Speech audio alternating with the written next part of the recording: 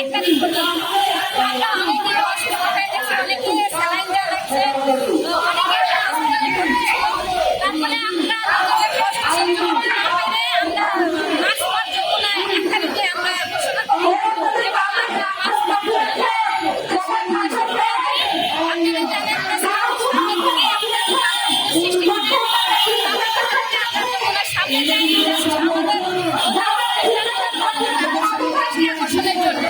আমরা এর বেশি কিছু করার জন্য আমরা নারী হিসাবে আমরা মনে করছি যে আমাদের ওই যে বলে না যে নিজে কয়েকজনের স্বার্থ তারপরে মনে হয় আমাদের হাজারো নারীর জীবন ধ্বংস করে দিচ্ছে। আমরা এরকম একটা কিছু করতে পারছি।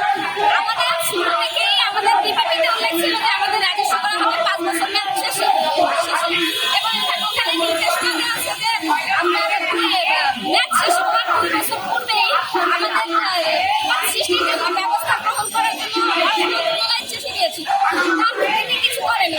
এখন আপনি বিভিন্ন পিআইসিবি বলেন, তারপরে যে 2বার উন্নয়ন হয়েছে এমআইইবি এবং বার যারা তারা সুপারিশ করেছে আমাদের রাজস্ব করার জন্য, তাও করেনি।